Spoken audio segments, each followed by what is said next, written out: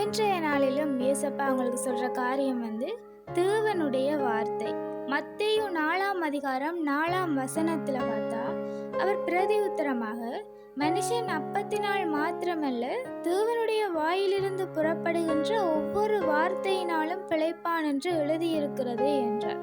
இந்த காரியம் தேவன் 40 நாள் உபவாசம் இருந்த பிறகு அவர் பிசாசானவனால் சோதிக்கப்படும்படிக்காக வனாந்தரத்துக்கு அழைத்து செல்லும் போது பிசாசு சொல்லுது, நீ தேவனுடைய குமாரனே ஆனால் இந்த கல்லுகளை அப்பமாக மாற்றி புசிக்க சொல்லி.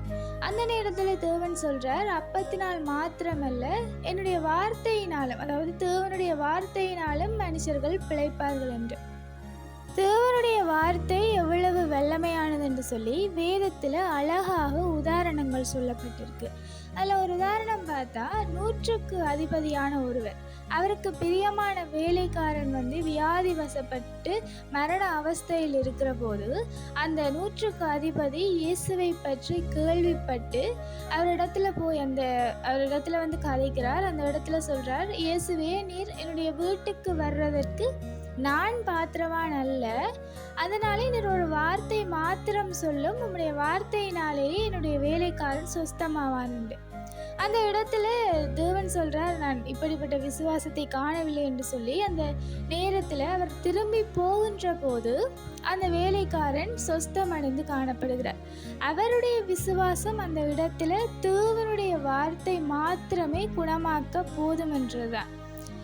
வேதம் சொல்லுது, அவர் வார்த்தைகளை அனுப்பி குணமாக்குகிறார் என்று சொல்லி. அவருடைய வார்த்தை ஒருத்தனை குணமாக்க, ஒருத்தனை பிழைக்க வைக்க போதுமானதாக இருக்கு.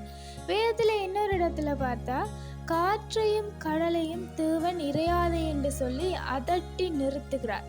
அந்த இடத்துல அவர் சொன்ன போது அந்த காற்றும் கடலும் இறையாதபடிக்கு நிற்கிது. அவர் சொல்ல ஆகும், அவர் கட்டளையிட நிற்கிறது. அவ்வளவு வல்லமையுடைய வார்த்தை அவருடைய வார்த்தை. ஆரம்பத்தில் தேவன் இந்த பூமியை படைத்த போது எல்லாவற்றையுமே தன்னுடைய வார்த்தையினாலே சொல்லித்தான் அந்த இடத்துல ஒவ்வொரு விஷயத்தையுமே அவர் படைக்கிறார். தேவனுடைய வார்த்தை உருவாக்கும் வல்லமை உடையது. உடைந்து போயிருக்கிற அத்தனை பேரையுமே தேவனுடைய வார்த்தை உருவாக்க போதுமானதாக இருக்கு. அப்படி ஒரு வல்லமையுடைய வார்த்தையை நாங்கள் விசுவாசிக்கும் போது அந்த வார்த்தை எங்களுடைய வாழ்க்கையில கிரியை செய்யும். அந்த விசுவாசம் எங்களை ஓட வைக்கும். அவருடைய வார்த்தையே எங்களுடைய வாழ்க்கைக்கு போதுமானதாக இருக்கு. Have a nice day.